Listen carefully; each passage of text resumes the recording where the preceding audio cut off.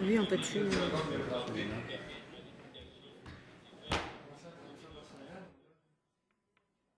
C'était presque un compliment.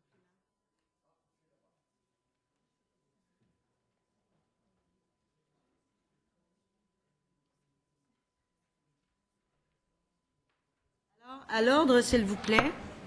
Ayant constaté le quorum, je déclare la séance de la Commission des Transports et de l'Environnement ouverte. Je demande à toutes les personnes dans la salle de bien vouloir éteindre la sonnerie de leur téléphone cellulaire. Je vous rappelle que la Commission est réunie afin de poursuivre la consultation générale et de tenir des auditions publiques à l'égard du projet de loi numéro 71, loi modifiant de nouveau le Code de la sécurité routière et d'autres dispositions législatives. Alors, nous recevons dans un premier temps les gens qui représentent Importation EcoBoat. Monsieur Bourbeau, bienvenue en commission. Si vous voulez, vous avez 10 minutes pour faire votre présentation. Vous pourriez peut-être nous présenter les personnes qui vous accompagnent, puis ensuite vous avez 10 minutes avant l'échange. Parfait. Merci, Madame la Présidente. La présentation va être faite par Madame Bonneville. D'accord. Madame Bonneville. Merci. Alors, je nous présente Marlène Bonneville et Ronnie Bourbeau, tous deux propriétaires de Importation EcoBoat, ainsi que Nicolas Mailloux, porte-parole de l'Association des propriétaires de véhicules importés du Québec, ainsi que Mathieu Laframboise, qui est président de la même association. Alors, j'aimerais tout d'abord préciser que nous ne sommes pas ici pour exprimer nos commentaires dans le cadre du projet 71.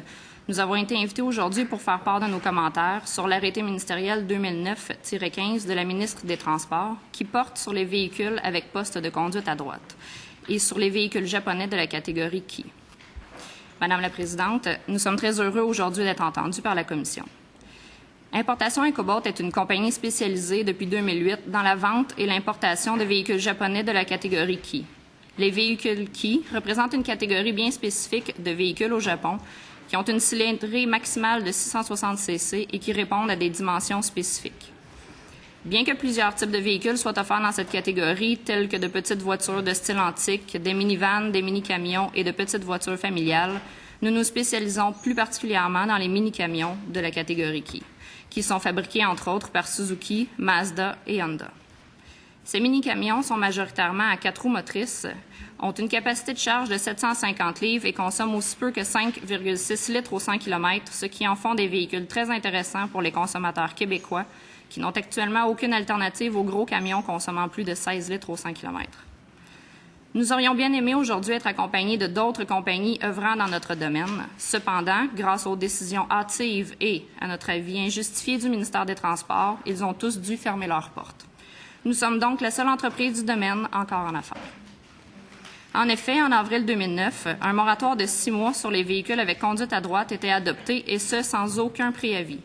Nous nous sommes donc retrouvés avec plus d'1 demi-million de dollars de véhicules en inventaire qui, du jour au lendemain, perdaient toute valeur car ils ne pouvaient plus être immatriculés et utilisés sur les routes du Québec. À l'expiration du moratoire en octobre dernier, la ministre a adopté un arrêté visant à prolonger le moratoire, mais aussi à restreindre l'accès aux routes publiques aux véhicules japonais de la catégorie Ki, qui étaient déjà immatriculés.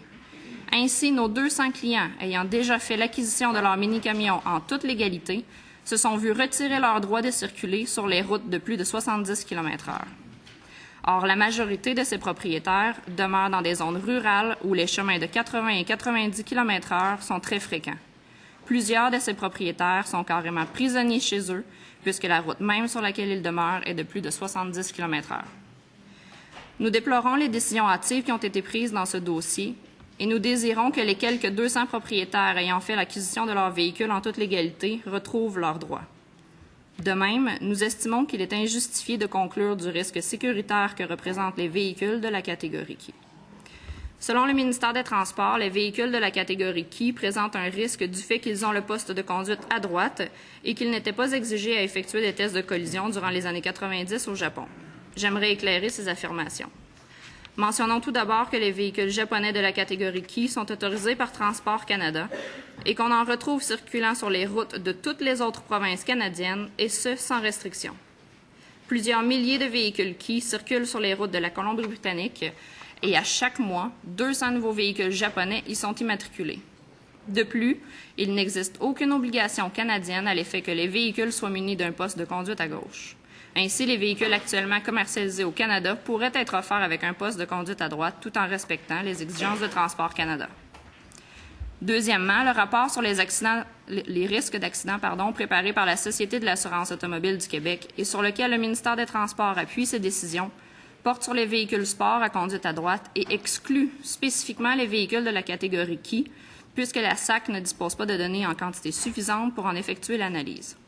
Il est aussi important de mentionner que la grande majorité des conducteurs de mini-camions Key ne font pas partie des groupes d'âge étudiés dans le rapport de la SAC.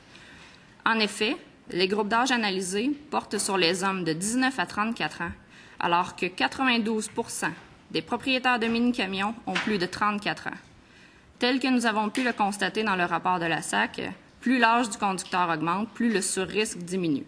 Ainsi, quel serait le surrisque pour des conducteurs de 45 à 59 ans qui représentent 43% des conducteurs de mini-camions Key? Ou quel serait-il pour le groupe de 60 ans et plus qui représente 28% des conducteurs? Bien que ce rapport ne comporte aucune donnée sur le groupe d'âge des conducteurs de mini-camions et ne porte pas sur la même classe de véhicules, c'est pourtant sur ce rapport que se réfère le ministère. Bien qu'au Japon, dans les années 90, des tests de collision n'étaient pas exigés pour les véhicules de la catégorie Key, certains modèles étaient à la même époque exportés vers la Grande-Bretagne, les États-Unis et même le Canada et rencontraient donc les exigences en termes de sécurité. Peut-on donc affirmer que ces véhicules présentent un risque pour la sécurité?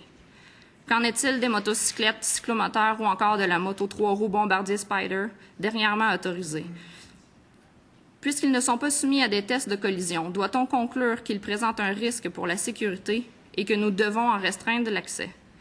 Ce n'est pourtant pas ce qu'un récent projet pilote du ministère laisse entendre. Son projet pilote du 17 juin 2008 visait plutôt à réduire les exigences en matière de connaissances, afin de permettre la conduite de cette motocyclette de 1000 cc en exigeant un permis de promenade de classe 5 plutôt qu'un permis de motocyclette. Et finalement, Madame la ministre, comment pouvez-vous justifier que les 2500 véhicules sport avec conduite à droite, qui présentent un sur-risque d'accident de 30 % selon l'étude menée par la SAC, aient toujours accès aux routes et autoroutes du Québec, alors que les 200 véhicules qui se sont vus restreindre l'accès aux routes de 70 km/h et moins, et ce, sans aucune preuve à l'effet qu'ils sont dangereux?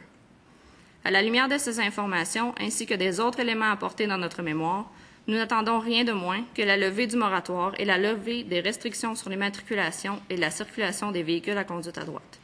Les propriétaires de véhicules qui, ayant fait l'acquisition de leurs véhicules en toute légalité, doivent dès maintenant retrouver leur droit de circuler dans les zones de plus de 70 km/h. Madame la Présidente, merci. Merci beaucoup, Madame Bonneville. Alors, la parole est